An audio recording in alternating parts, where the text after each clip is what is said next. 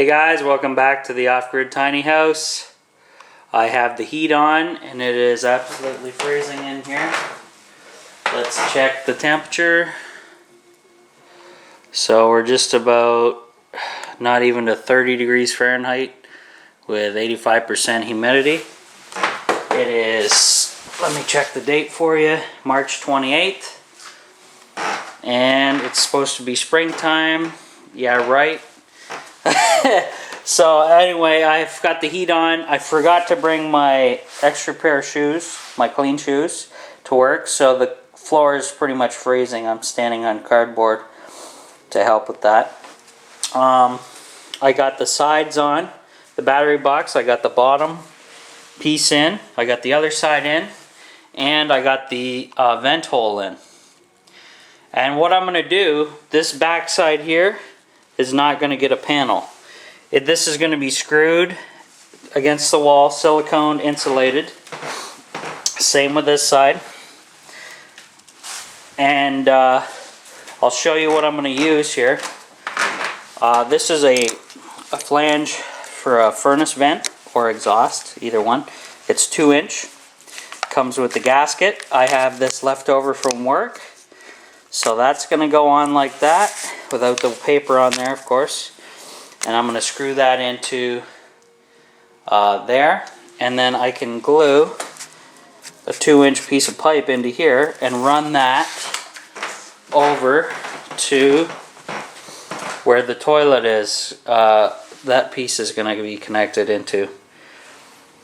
And then later I can mount a computer fan here that's on 12 volt. And the two fans will work in unison, and we'll be in business here. I made the battery box 8 foot long because that's what I had. I had a 2x4 by 8. So nothing special, no special calculations. I don't even know the width or the dimensions of these batteries. So hopefully this is plenty of space. And plenty of space for expansion. I'm going to layer, one of my commenters said, I know you're going to insulate, but you should have it up 6 inches off the floor. Well, I think I'm going to just put 6 inches of the spare insulation I have that I want to use up. I have all this small foam board pieces, and most of them are in 2-inch thick. So I'm going to use up all this stuff, leftover building materials, that I can. I don't want to waste too much, which is good. This has basically become my garbage box, and that's not too bad so far. Lid, I won't have hinges on this lid.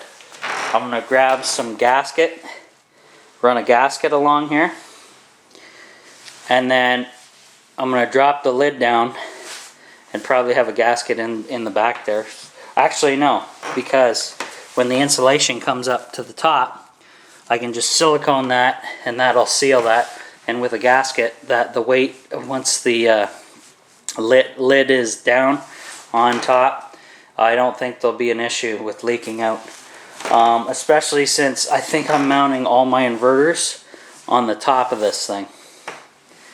That way the weight of the inverters will keep the lid down. And then I'll have to figure out how that's going to work with while they're wired in and so on and so forth. But yeah, so I got the body heater on. I'm using that free propane tank we found, old rusted thing. I cleaned up the threads with the paper towels. It's working good. I got it on high right now because I want to basically drain it down to nothing.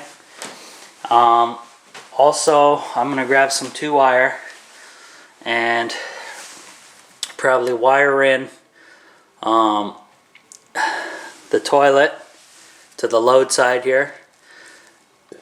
And I'll also put a load on possibly this one for the battery box. It all depends. I'm trying to figure out if I should run all my 12 volt stuff off of one or spread them out. But you guys will give some suggestions, I'm sure.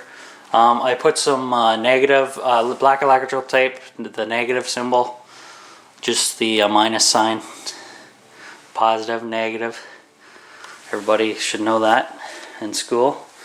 I have to add strapping still. My screws are 2-inch long. I got to go get some a lot shorter screw than that, because that's overkill and be a waste. My lumber pile's getting down, which is good. I still have to build the top of this the top of the battery box. So I'm guessing I'm going to use this leftover. This is 3/4 inch plywood leftover. I'm going to have to cut. It'll probably be in sections. So I'm going to have to do this. Something like that. I'm going to have to figure something out. I can also, if I do sections, I'll probably have to mount a piece of 2x4 across here, screwed into the wall in here for support, and that way I could section off different batteries and keep the seal intact there. So we'll see what happens here. It is totally freezing in here. I don't have my shoes, so what I'm gonna do, I gotta go get some screws and clear silicone, waterproof stuff for.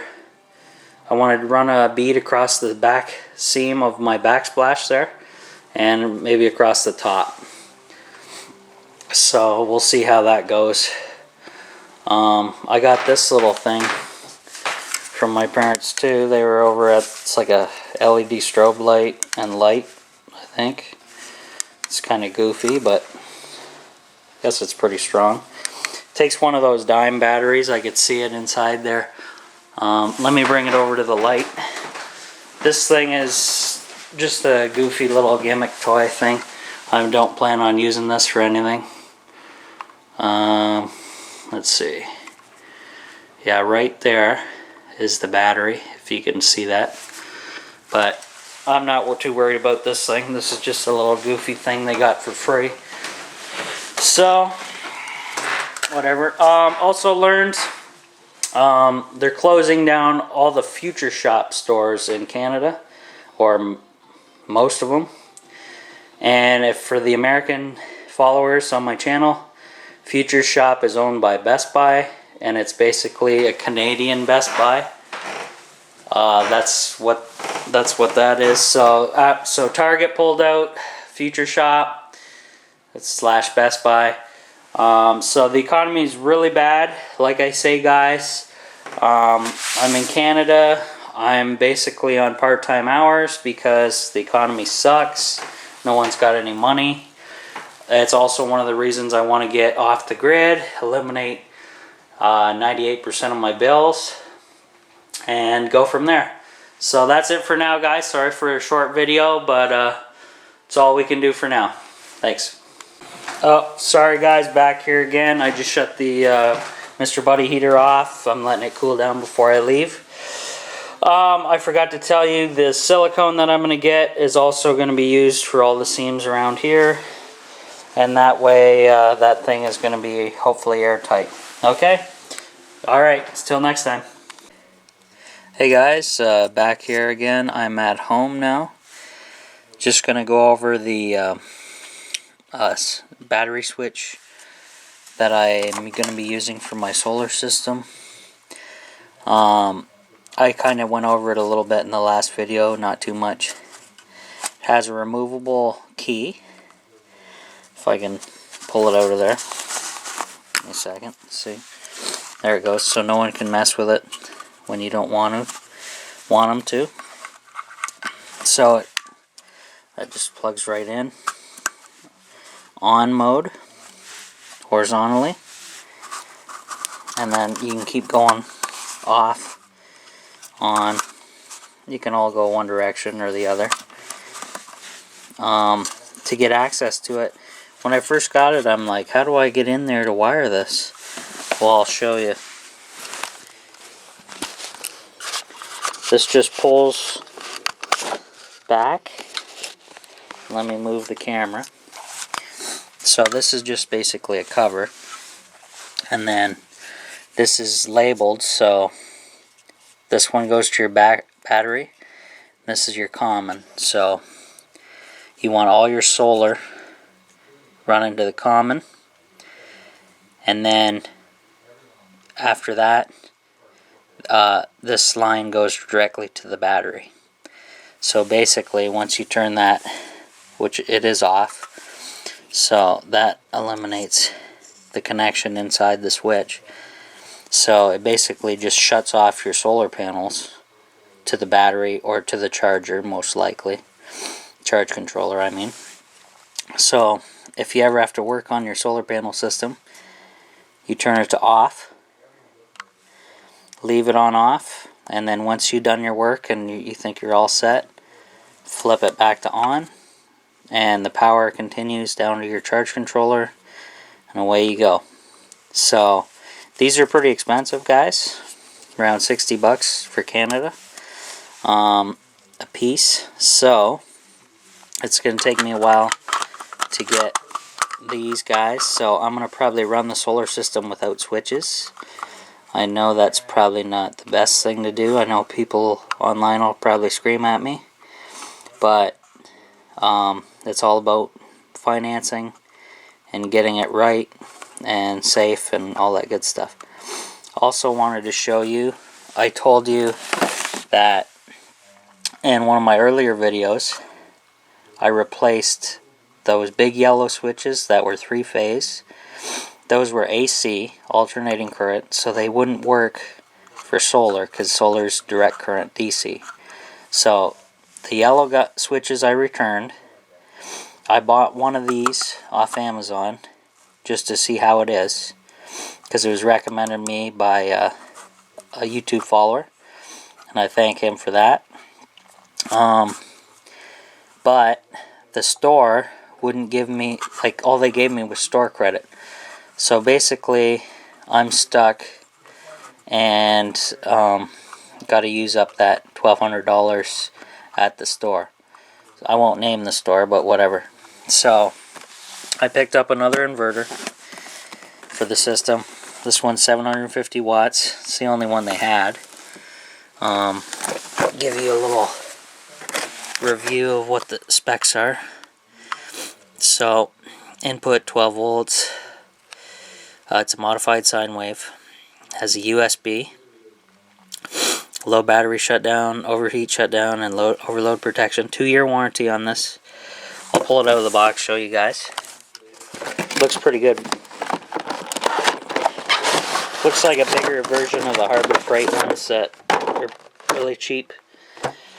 So here it is. We have our terminals. These just are hand tight. They screw off. You put your, basically, it comes with the end.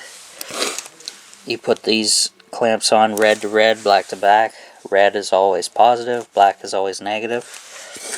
And you just screw that back on there. It's got one little fan, PC fan in there to help cool the system. It's got an on-off power button. USB port, 2 120 volt receptacles, and I didn't see any grounding on it, but that's alright. Nice clamps, heavier gauge wire than the Harbour Freight, and better clamps too. And this is the Generac brand. They make all bunch of generators and different stuff. Good name. And this is nice heavy gauge. Here we go. Let me just read on the wire what kind of gauge this is. Okay, it says 9mm to, it does 450 to 750 volts. I don't see a gauge, an AWG. That's normally what should be on here. But it looks fairly big. I'm going to say maybe it's a 9. Might be 10. I'm not sure. But anyway, yeah, this looks pretty good. It says it can power approximate wattage. This is all bull because I'm never going to run anything. It says there's a TV on here, 13-inch, 150 watts. No. My TV right here that I'm going to be using off-grid is 32-inch LED, direct LED, and it runs on 30 watts an hour. So that's way overblown on their calculations. So just to show you that, guys, I still have, this was about $80, so I just used it on the credit. I'm also going to get an HD antenna for the tiny house so I can get free television out there. And then I'm going to get probably a bunch of connectors for the batteries and stuff like that. But yeah, so it kind of sucks. Disappointed with the store that they just won't write me a check back for the amount. That way I can just buy these and be done with it. I need 19 more of these. But that's the way things go, I guess, sometimes. So I'll continue on, guys, and I hope you stay tuned for the next video. Thanks.